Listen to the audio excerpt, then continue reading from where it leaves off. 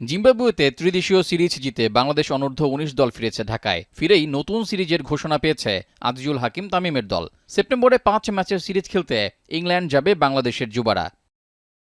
সফল একটি সফর শেষ করে আসার পর দলটিকে নিয়ে আশাবাদী ক্রিকেট ভক্ত থেকে শুরু করে বিসিবি কর্তারাও। অনূর্ধ্ব ১৯ দল থেকে শুধু বয়সভিত্তিক বিশ্বকাপের প্রস্তুতিই নয়, জাতীয় দলের পাইপলাইনও হবে সমৃদ্ধ। আন্ডার-19 টিমটা নিয়ে শুধু আমাদের পরিকল্পনা শুধু ওয়ার্ল্ড কাপ নিয়েই নয়, তাদের নিয়ে আসলে পরিকল্পনা আমাদের আরও বেশি হওয়া উচিত বলে আমি মনে করি ওভারঅল। এবং আমরা তো তাদের ডেভেলপ করছি, তারা যদি ওয়ার্ল্ড কাপে ভালো করে খুব ভালো, বাট এখান থেকে যদি আমরা কিছু খেলার ভবিষ্যতে যদি দিতে পারি ন্যাশনাল টিমে, সেটা হবে আমাদের সবচেয়ে বড় পাওয়া। ২৮ দিনের চুক্তিতে দেশে এসে কাজ শুরু করেছেন বিসিবির নতুন নিযুক্ত পাওয়ার হিটিং কোচ জুলিয়ান উড।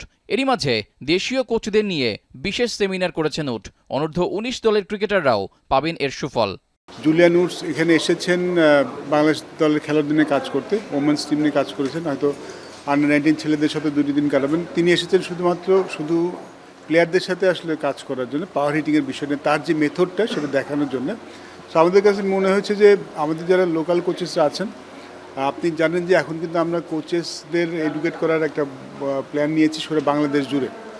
আমাদের যারা কোচেস আছেন তারা কিন্তু ঢাকার বাইরে যাচ্ছেন, আমাদের ডিস্ট্রিক্ট কোচেসদের নিয়ে কাজ করছেন। সামনে আমরা লেভেল 1 লেভেল 2 করবো। সো যে অ্যাডভান্স কোচিংটা, এই জুলিয়ান উডসের যেই মেথডটা, সেটা কীভাবে কোচেসরাও দেখতে পারেন, তাদের সাথে আলোচনা করার জন্য আসলে এটা করা হয়েছে। দিন দিন পারফরমেন্সের পাল্লা ভারী হচ্ছে বাংলাদেশ অনূর্ধ্ব ১৯ দলের। সামনে আছে দেশের বাইরের পাশাপাশি হোম সিরিজ। এসব সিরিজেও ইতিবাচক ফলাফল তৈরি করবে ক্রিকেটাররা, এমনটাই আশা সংশ্লিষ্টদের।